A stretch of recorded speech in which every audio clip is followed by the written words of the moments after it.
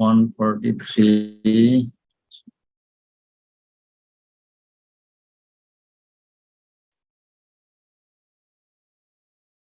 বাকি স্লাইডটা দেখতে পাচ্ছ?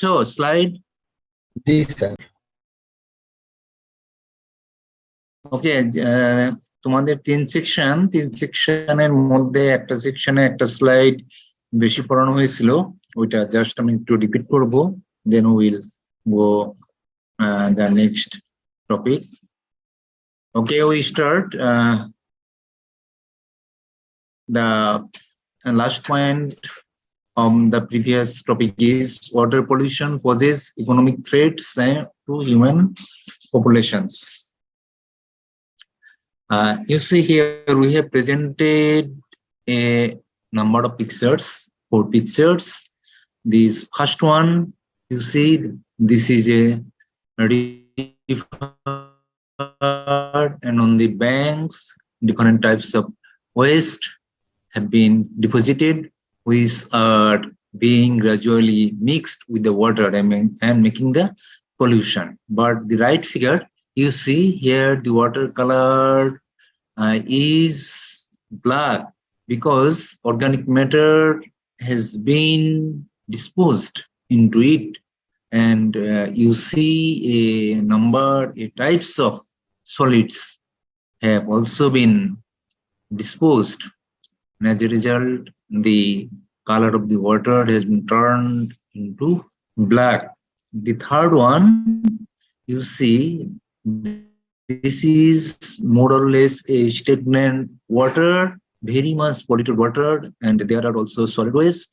And over this, there are different types of houses, and these are on the water, and the biodegradation, especially anaerobic decomposition of the organic matter, creates some obnoxious gases for which the odor of the air is so much aesthetically unpleasing that it is very difficult to live in these houses.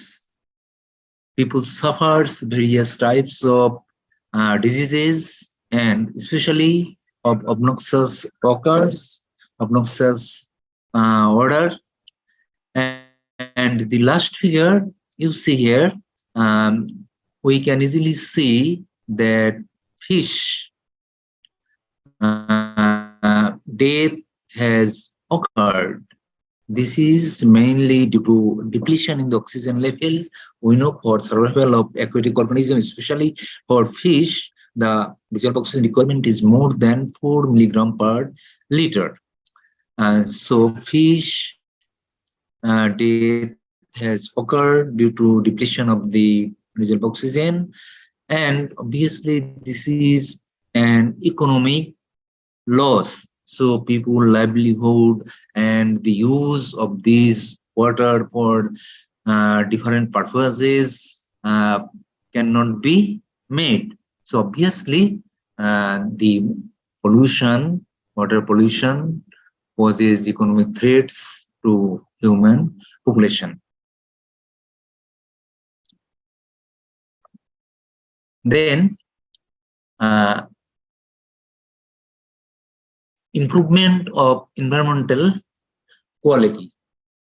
We have discussed what type of pollution may take place due to undesirable activities of the humans.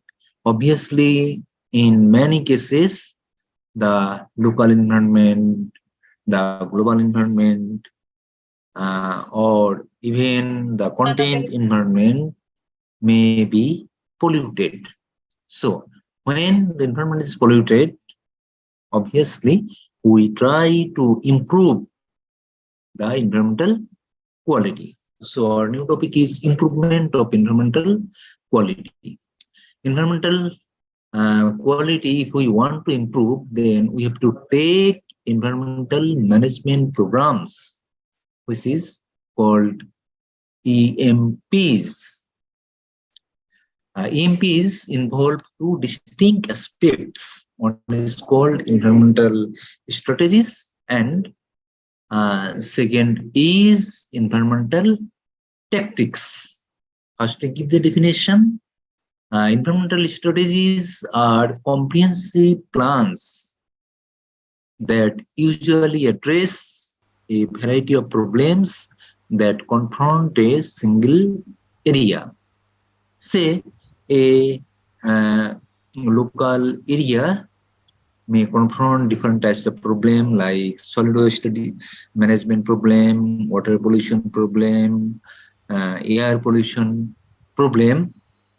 So the environmental strategies are we have to make comprehensive plans to address the problems confronting the area.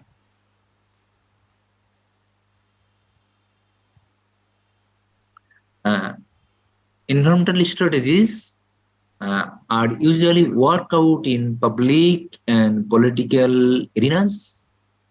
Considerations must include economic, social, and demographic factors. Since we have to work for an area, and we have to make comprehensive plans in public and political arenas. The public interest, the political conditions, all are to be taken into considerations. And obviously, this includes the economic condition, the social stratification, and demographic factors. That means type of population, number of populations, all are to be considered. Obviously, to devise environmental strategies, we have to uh, take experts from a variety of discipline, which include the economist, the socialist, the demographers, and the politicians, and obviously the environmental engineer. The environmental engineer is an important member of a management team that includes persons drawn from a wide variety of disciplines, which I just uh, stated. Uh, what is the uh, major role played by environmental engineer in developing the environmental strategies? That means the input of the environmental engineer uh, is especially in assessing the likely response of the environment to various levels of contaminant loading, and in weighing the various technical solutions that may be proposed is a necessary component of any environmental strategies. Obviously, environmental strategies is a comprehensive plan, but the most important part of it is uh, giving the suitable technical solution.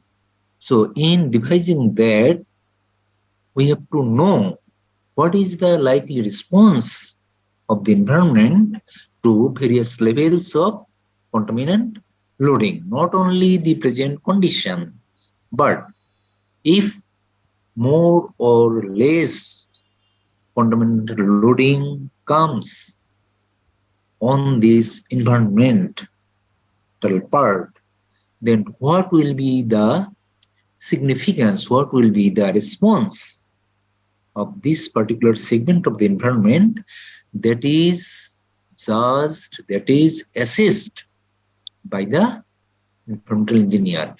And at the same time, to solve the problems Obviously, there are various technical solutions. So the environmental engineer has to has to mm, uh, prove or has to give evidence or has to decide what are the various suitable technical solutions. That means the technical solutions which may be proposed, which will be most suitable or which can be adapted to uh, avoid or to tackle any particular type of environmental problem that is to be uh, weighted or judged by the environmental engineer. Environmental uh, tactics, the other part, environmental tactics are the means of achieving the goals set forth in a specific portion of a given environmental strategy. Already we stated that in environmental strategy, since it is a comprehensive plan, so it takes time. There are many activities. There are a number of strategic solutions, and uh, for implementing the plans, it is not possible to implement it at a time or at a stress. Part by part, we have to implement the plan. So, environmental tactics are the actual means to achieve the objectives or goals set forth in a specific portion of a given environmental strategy. The strategy cannot be implemented straightforward. That means directly within a very short period of time. We have to divide the environmental strategy in a number of segments. So, for a specific portion to achieve or to attain the goals, uh, what are the actual means to be involved, that is called environmental tactics. The environmental engineer's part in the implementation of environmental tactics consists primarily of the planning, design, construction, and operation and maintenance of treatment facilities for water, air, and solid waste. Obviously, the segment of the environment which we are considering has been polluted. It may be a water body, it may be a segment, a part of air, atmosphere, or it may be a environmental management of uh, solid waste. Then the environmental engineer's part is to design the facilities to treat the pollutants which are actually polluting the particular segment of the environment. So, for that, for the management, we have to start from the planning of the treatment facility, then design it, construct it, then operate it, and maintenance the treatment facilities. Obviously, the environmental engineer is heavily involved in these activities. For example, the environmental engineer would be involved directly in the addition of tertiary processes to remove phosphorus from the effluent of a wastewater treatment facility, emptying into an lake, the installation of a hydrocarbon removal system at a gasoline refinery system, or the design of solid waste processing plant in a city. Here we have mentioned three examples. As for example, the first one is that say for a city, the wastewater is being emptied into an lake after secondary treatment. Uh, for the wastewater, we have the preliminary treatment, the primary treatment, secondary treatment. So if the treatment facilities is up to secondary treatment and then it is disposed into the lake as a final disposal option, then due to not removal of phosphorus, because up to secondary treatment, phosphorus is not normally removed. So due to high concentration of phosphorus, there will be problem in lake, which is called eutrophication. That means sudden uh, growth of algae, and that is called algal bloom or eutrophication. And phosphorus, this is mainly occurs due to phosphorus and nitrogen. And if in the treated water, that is effluent of the secondary treatment, we have high amount of phosphorus in the effluent, then we have to employ the tertiary treatment facility into the treatment plant. So the environmental engineer will be directly responsible to design the phosphorus removal unit. Or if we consider a gasoline refinery system, obviously as emission, hydrocarbon will be there. So we have to provide hydrocarbon removal system. We have to install hydrocarbon removal system, and environmental engineer will design and install that hydrocarbon removal system. Or for management of solid waste of a city, we have to process the solid waste. An environmental engineer's responsibility in environmental tactics is to design the solid waste processing plant. So in this way, obviously, these are the major role played by environmental engineer.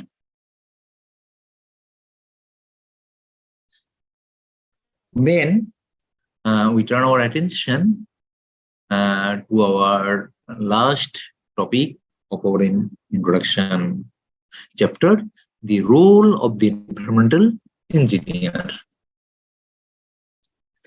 From our previous discussion, we can easily understand that the major role of the environmental engineer is to implement environmental tactics.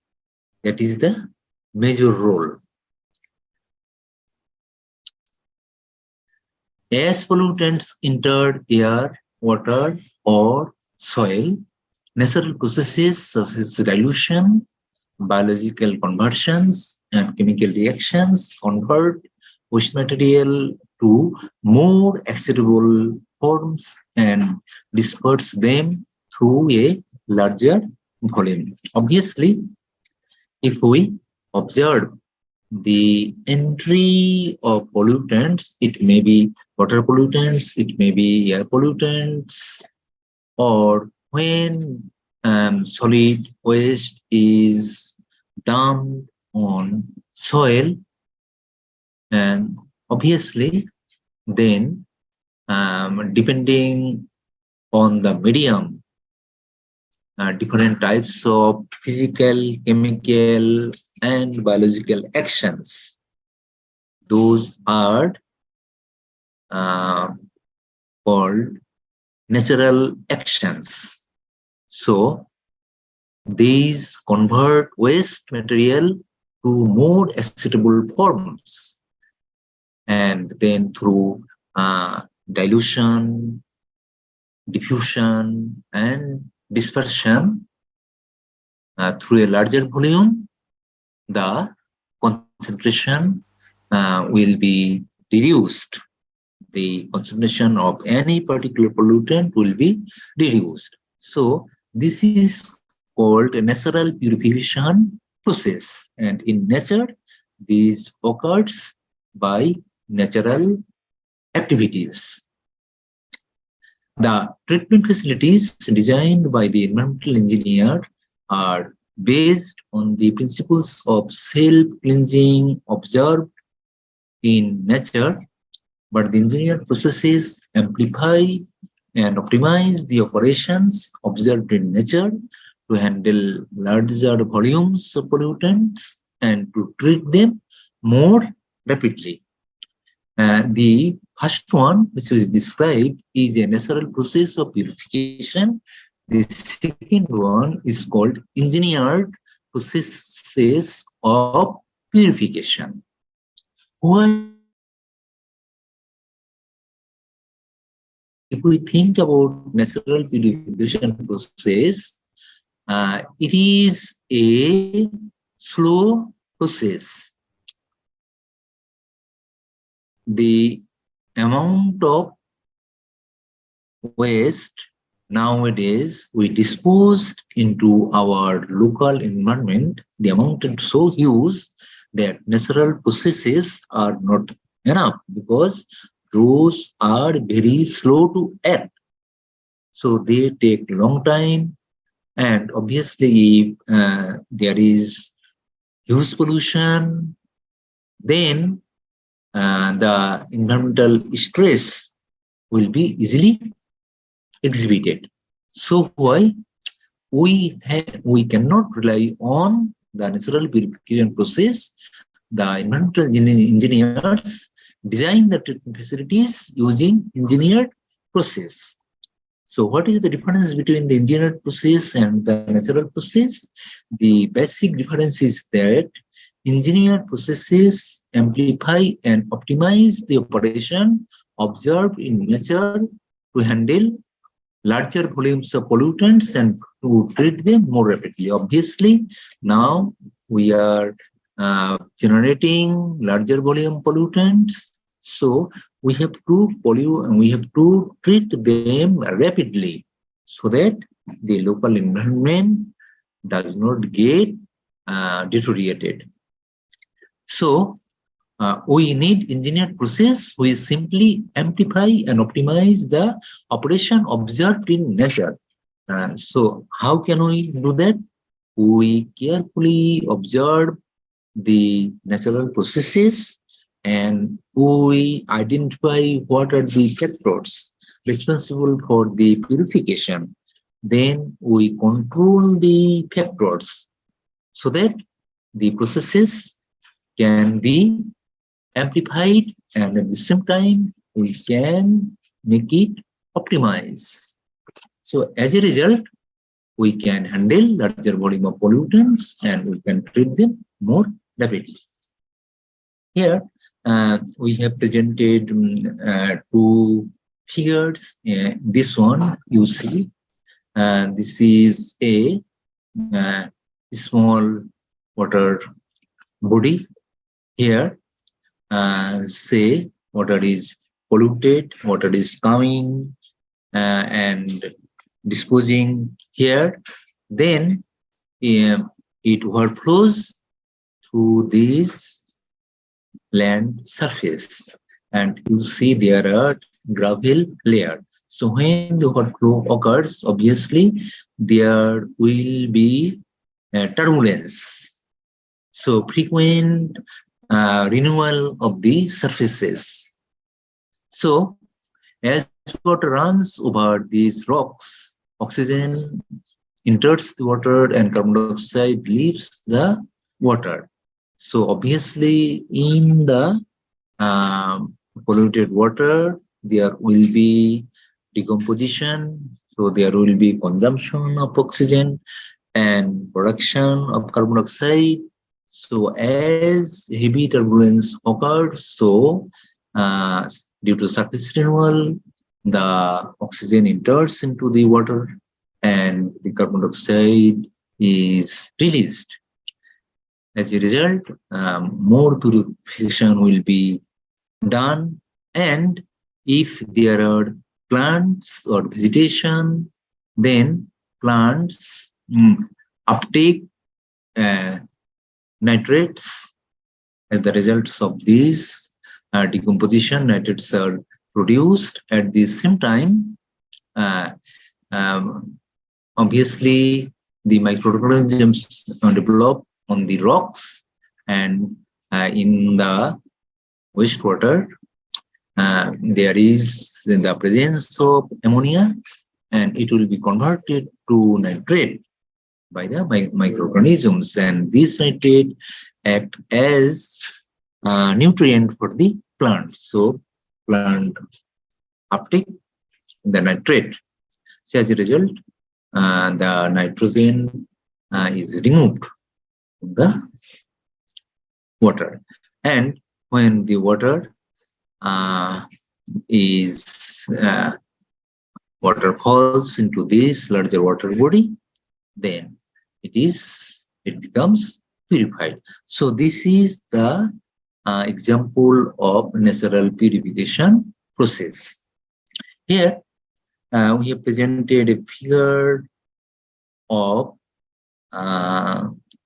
sewage treatment plant. Obviously, you have not learned about this. There are various stages what we can divide into the preliminary treatment system, the primary treatment system, the secondary treatment system or biological treatment system, and the advanced or tertiary treatment system. Here just we have shown the treatment operations or unit operations or processes. Obviously, the first one will be a screen which will remove the larger solids, and these will be collected, and this will be taken out. These are trash, and this is the pre-treatment units. And then water enters into the primary treatment system.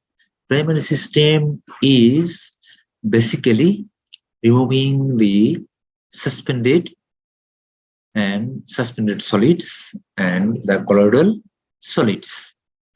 And for that, a sedimentation tank is used, and if required, we have to use the coagulation process. So this is the sedimentation unit, and from that, after sedimentation of the suspended and colloidal particles, then water is to be diverted to a settling chamber, and this is the settling chamber where the solids, or if we make the coagulation activities in this chamber, then the flocks are sedimented here, and then the clear water or effluent is passed through this tank. Here, then aeration is done. That is the secondary treatment or biological treatment. The main purpose of it to remove biodegradable organic matter. And then this enters into the secondary tank where biological sludge is removed. And obviously, here we can have, after that, we have the treated water. Here we have considered after the secondary treatment. Normally, advanced treatment is done if nitrogen and phosphorus are in high concentration, but for municipal wastewater, the concentration is not so high.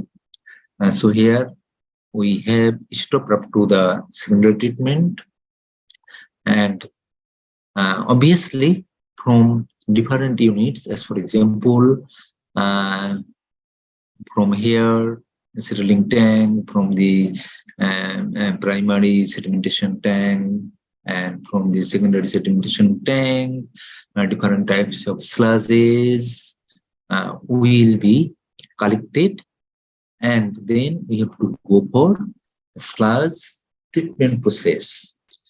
Sludge treatment, it may have two types, mainly two types. One is uh, aerobic sludge digestion, where the sludge is digested by supplying oxygen, and then the digested sludge is taken out and it is placed in a dryer. Then we have dry sludge or sludge cake, and then we can use this cake for different purposes. Or the other option is we can go for production of methane, and that is the process is anaerobic digestion. And there we produce methane, which obviously can be used as cooking gas, or if the amount is high, we can produce electricity. And obviously, the digested sludge, it can be used as a soil conditioner or soil fertilizer. So this is the example of the engineered treatment system of wastewater.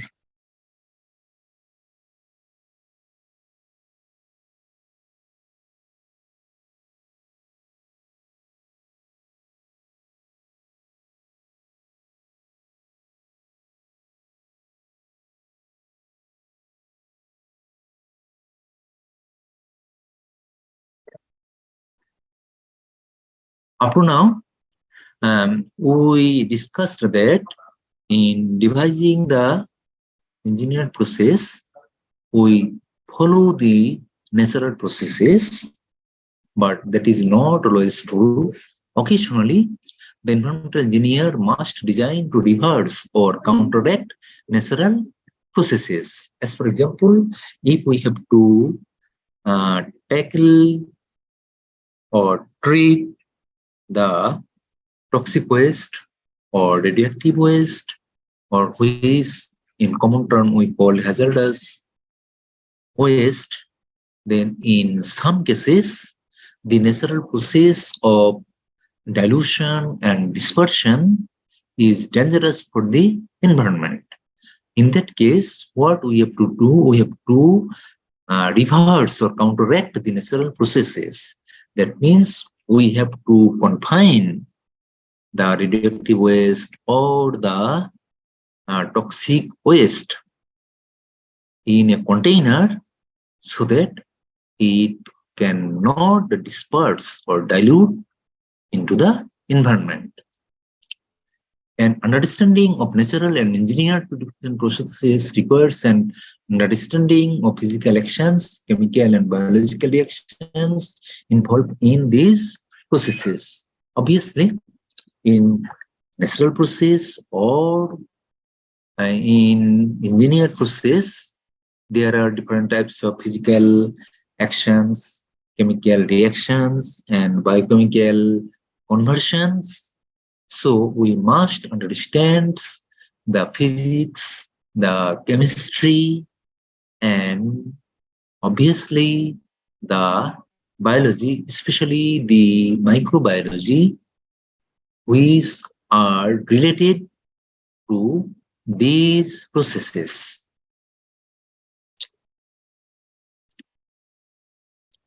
Uh, the environmental engineer's unique role is to build a bridge between biology and technology, applying all the techniques made available by modern engineering technology to the job of cleaning up the debris left in the wake of an indiscriminate use of that technology. Obviously, uh, in if we look at the civilization, with the advances of civilization, we have produced more and more waste, and those have been disposed into the environment without taking any measures. As a result, we have heavily loaded our biosphere, and nowadays it is our unique role to build a bridge between the biology and technology, applying the available techniques which are available so that we can clean the debris left in the wake of an indiscriminate use of that technology. Different types of technology have been developed in different times, and those have been used indiscriminately. So we found our environment at a danger. So our purpose or our main responsibility is to clean up the degraded environment. Uh, Here are two examples how we can do that. The first one you see here, we have designed a stack. This is a plant, so the pollutants uh, in the form of gas emit through this chimney, and due to the prevailing wind, advection by winds takes place, and due to the diffusion and dispersion, you see the plume, its size becomes larger in the downward direction, and there will be turbulence or eddy mixing at the surface, and as a result, obviously, these will be more diluted, and due to the temperature variation, there will be convection of these pollutants. That means more mixing of the pollutants. And here we have presented a very sophisticated way of confining the toxic and radioactive waste. You see here, the waste have been kept into a number of containers, and these has been placed in the underground in a chamber. This chamber has different layers. Even then, we have different monitoring system. Obviously, it is lined with clay. Then there will be sand, there will be earth, there will be topsoil, and obviously we have the monitoring system. If any leakage occurs, so we can detect. Here we measure the quality of air here, so that any leakage will be easily detectable here. And if any liquid comes out from these, obviously it will leach into this layer. So here we have a mechanism, and this is the water tables. Water table and water will be contaminated, so we have to make well like this so that we can collect the water, and we can measure the quality to see whether any movement of the pollutants from this chamber has occurred or not.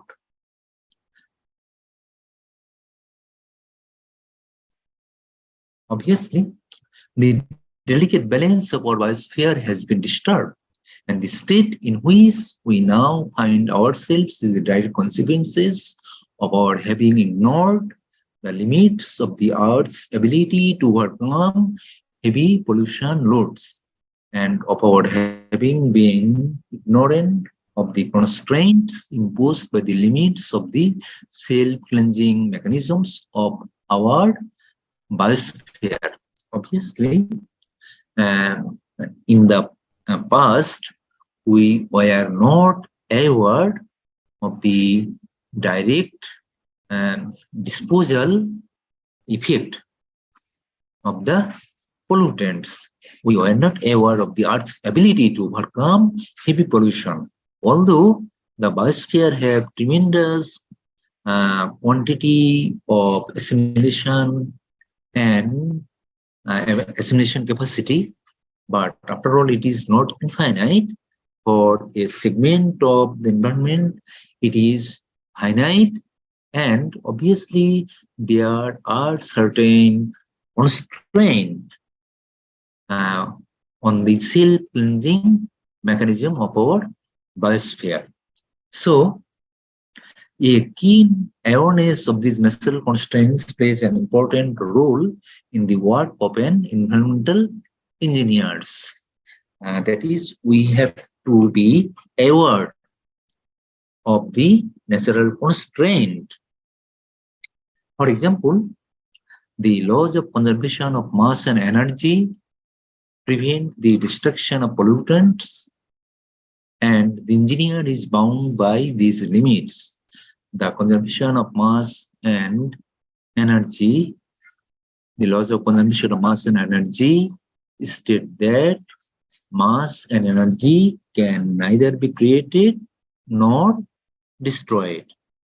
So obviously, we the engineers are bound by these limits. We cannot uh, create or we cannot destroy any mass or energy.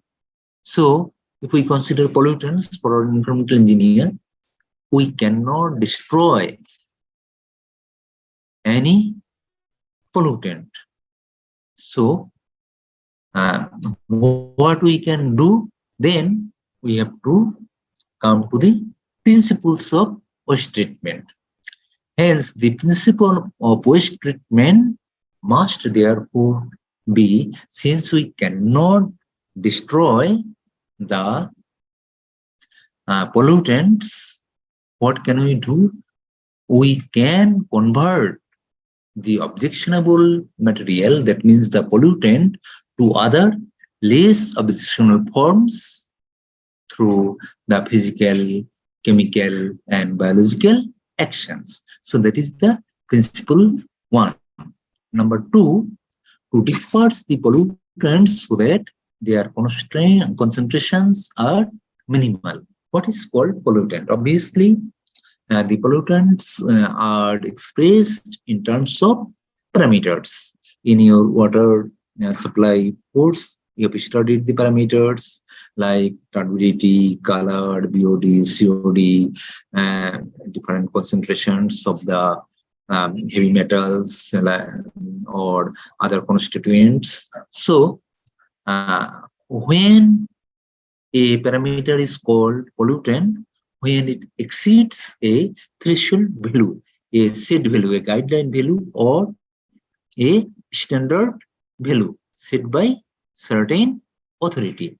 So, if we can dilute the contaminant or the source so that their concentration is less than the standard or guideline value, then it will be no longer a pollutant. So our second principle is to disperse the pollutants so that their concentrations are minimal when they will not be treated as pollutants, and they will not be no longer they will be considered as pollutant due to these dispersions or dilution. The third one is to concentrate them for isolation from the environment. That means here we make total protection of the environment. We confine them within concrete or steel drum or container, and bury it in deep aquifer or in soil layer so that they will not disperse into the environment. That means here we make the isolation. So that is the third principle. In all instances, the end products of the treatment of polluted water or air or the disposal of solid waste must be compatible with the existing environmental resources and must not overtax the assimilative powers of hydrosphere, atmosphere, or lithosphere. That means whatever treatment technique we employ, the major thing is to be borne in mind that the final product, when we dispose it into a particular segment of the environment, it will not overtax the assimilative powers of that particular hydrosphere, atmosphere, or lithosphere. So we have to treat up to that level so that it will not overtax the self-assimilative capacity of the particular segment of the biosphere where we are finally discharging the our final product. So this is the finishing of our lecture on Introduction to Environmental Engineering. Do you have any question?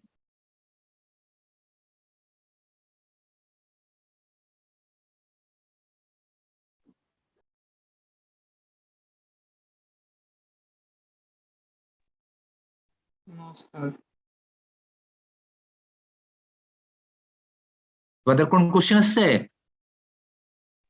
না sir. ওকে, তাহলে তোমাদের তিনটা সেকশনের এই একসঙ্গে class এটা হয়ে গেল।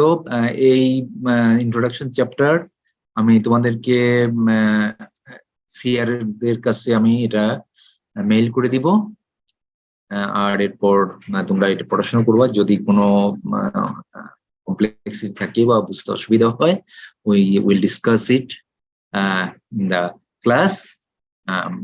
তোমরা ভালো থাকো এবং আমরা পরবর্তী ক্লাসে আমরা মিট করব।